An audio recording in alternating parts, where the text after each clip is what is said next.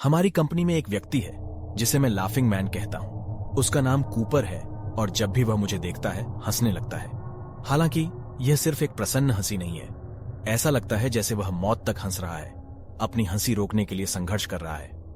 पहले तो मैं अचंभित रह गया और जैसे जैसे समय बीतता गया मैं असहज महसूस करने लगा।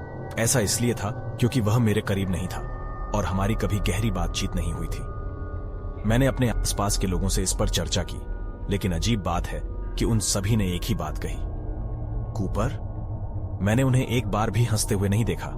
वह इमोशनलेस है। अगली बार जब वह हंसे तो एक तस्वीर ले लेना। मैं देखना चाहता हूं कि वह कैसे हंसता है। मैं सचमुच हैरान था। क्या वह सिर्फ मुझ पर हंस रहा था? समय के साथ मैंने कूपर से पूछा कि जब उसने मुझे देखा तो वह केवल हंस क्यों रहा था, परंतु उसने आंखें बंद कर लीं और कहा, मैं तुम्हें देखता हूं, आपका रिएक्ट करने का तरीका बहुत मजेदार है।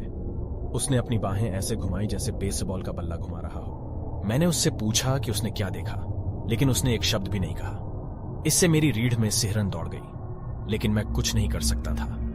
उसके बाद वह अक्सर दूर से मुझे छिपकर देखते हुए पकड़ा जाता था। जब मैं उस पर क्रोधित होता था तो वह अपनी हंसी रोकने के लिए संघर्ष करता था, लेकिन वह और अधिक हंसने से खुद को नहीं रोक पाता था। लेकिन मुझे पता चला कि जब वह अन्य लोगों के साथ होता था तो वह कभी नहीं हंसता था। केवल जब वह मेरी ओर देखता था तो खूब हंसता था। इसने वास्तव में मुझे चौंका दिया। एक दिन मैं ऑफिस में देर तक और अकेला काम कर रहा था। जब मैंने जाने की कोशिश की तो कूपर मेरे सामने बेसबॉल का बल्ला लिए खड़ा था। मैं उस पर चिल्लाया, पूछा कि वह क्या कर रहा है, लेकिन वह बिना एक शब्द कहे हंस पड़ा।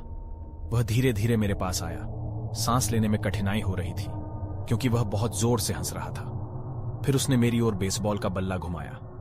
मैं बमुश्किल उससे बचा, लेकिन मेरी हाथ पर चोट लग गई और मैं दर्द से कराह उठा। जवाब में वह और भी जोर से हंसा। मौके का फायदा उठाकर मैंने उसे लात मारी और पूरी रफ्तार से भाग गया। उसने मेरा पीछा किया, लेकिन मुझे पकड़ नहीं सका। मैंने तुरंत पुलिस को इसकी सूचना दी और कूपर को गिरफ्तार कर लिया गया। लेकिन कुछ समय बाद हमारी कंपनी में उथल पुथल मच गई। ये पता चला कि कूपर को हत्या के आरोप में गिरफ्तार किया गया था। उसने हाल ही में एक पड़ोसी की हत्या कर दी थी और बॉडी को फेंक दिया था। यह भी पता चला कि उसने अन्य लोगों की हत्या और उन पर हमला करने का प्रयास किया था। उनसे बड़ी मुश्किल से बचे एक शख्स ने पुलिस को गवाही देते हुए कहा, वह हमेशा हंसते रहता था, इसलिए मुझे लगा कि वह एक अच्छा इंसान है। लेकिन अंत में जब उसने मुझे मारा और जोर से हंसा तो मुझे एहसास हुआ कि उसकी हंसी का असली मतलब यही था। मैं पूरी तरह सदमे में था। इससे भी अधिक चौंकाने वाली बात तब हुई जब कूपर और हमारी कंपनी के सबसे करीबी सहयोगी ने यह बात कही।